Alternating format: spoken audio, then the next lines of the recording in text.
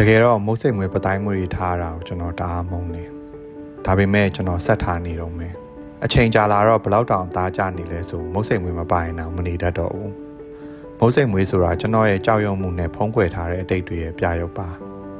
စွန့်ပစ်ခြင်းပေမဲ့မစွန့်ပစ်ရတဲ့ကျွန်တော်ရဲ့မျက်နှာဖုံးတစ်ခုပေါ့ငယ်ကလေးကကျွန်တော်ကလူပြော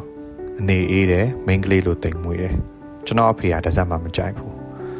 ဒါကြောင့်မို့အเจ้าမှလည်းအမြဲနိုင်ခြင်းခံရတယ်အဆိုးဆုံးကတော့ကျွန်တော်တိတက်ဆအရွယ်မှာလိမ်မိုင်းဆိုင်ရာဆော့ကာမှုကိုပါခံခဲ့ရတာပါပဲဒီလိုနဲ့ကျွန်တော်လူပြိုပေါ်ဝင်လာတော့နှကမ်းမွေးမုတ်စိတ်မွေးစားပေါက်လာတယ်ကိုကာကွယ်ခြင်းစိတ်ကြောင့်လားယောက်ျားတွေကြားတဲ့လူဝင်ဆန့်ကျင်လို့လားတော့မသိဘူးကျွန်တော်နှကမ်းမွေးစားထားဖြစ်ခဲ့တယ်ကျွန်တော်အဖေဦးလေးတွေနဲ့အကိုတွေကတော့သဘောကျတာပေါ့ဒါယောက်ျားပိသားချင်းရဲ့သင်္ကေတတစ်ခုမဟုတ်လား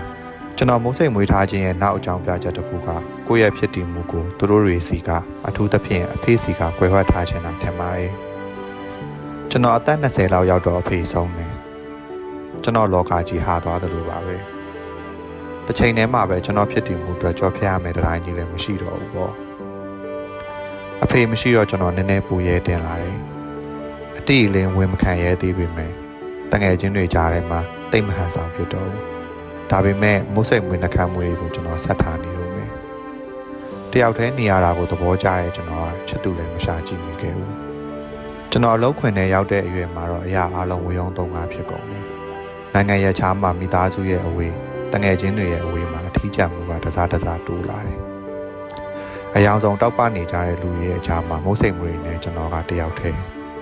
ဒီမုတ်စိတ်မွေးတွေကိုမရိတ်ခဲလို့များလာလို့ကျွန်တော်တွေးလာမိတယ်ဒါအပြင်ကျွန်တော်ကရီးစားမထားခဲ့ဘူးလိမ်မဆက်ဆံခဲ့ဘူးတာကပြစ်ချက်တစ်ခုလိုပဲဂေးတယောက်ရဲ့ဖြစ်တည်မှုဓာတ်ထပ်ပို့ပြီးလူသားတယောက်ရဲ့ဖြစ်တည်မှုမှာဒါကအရေးကြီးသလားကျွန်တော်မသိပါဘူးအသက်30နာနီးလာတဲ့နှစ်ပိုင်းတွေမှာပိုဆိုးလာတယ်ကျွန်တော်အရင်လိုတယောက်တည်းမပြောတော့ဘူးလူတွေနဲ့ဝင်စားအောင်မုတ်စိတ်တွေရိတ်လိုက်ပေမဲ့အရင်လိုမပြုံးပြစ်တော့ဘူးအဲ့ဒီလိုနဲ့ကျွန်တော်စိတ်ကြယောဂရလာပြီးကိုအဆုံးစီရင်မှုစူးစမ်းမိတဲ့အထိပဲကျွန်တော်ဆရာဝန်နဲ့ပြရတယ်ဆေးတွေတောက်ရတယ်ဒါပေမဲ့အိပ်ရတဲ့ခွေနေမိတော့မယ်အလောက်ကနေအပြီးထွက်လိုက်တယ်တနေ့ကျွန်တော်နိုးလာတော့မှန်ကြည့်မိတဲ့အချိန်မှာအရင်တော့ကျွန်တော်ပြန်တွေးလိုက်ရတယ်မှန်မကြည့်ပြတဲ့လာပေါင်းများစွာမှာကျွန်တော်မျက်နှာမှာမုတ်စိတ်မွေးနှကမ်းမွေးတွေပြန်ပေါက်နေပြီကျွန်တော်ပြုံးလိုက်မိတာနှကမ်းမွေးတွေကြားတွေကတောဝါကိုမြင်ရတဲ့အထိပဲအခုဆိုကျွန်တော်အရင်လိုတယောက်တည်းလဲပြောနိုင်ခဲ့ပါပြီဒီတစ်ခါတော့ပွင့်လင်းလွတ်လပ်တဲ့စိတ်နဲ့ကိုအရှိတိုင်းလက်ခံရင်ပေါ့ကျွန်တော်ရော့တချင်းတွေကိုလည်းဆက်နားထောင်မှဖြစ်တယ်လို့လီဒီကာကိုလည်းနှစ်သက်နေအောင်ပါနှကမ်းမွေးမုတ်စိတ်မွေးတွေကိုလည်းဆက်ထားဖြစ်နေအောင်မယ်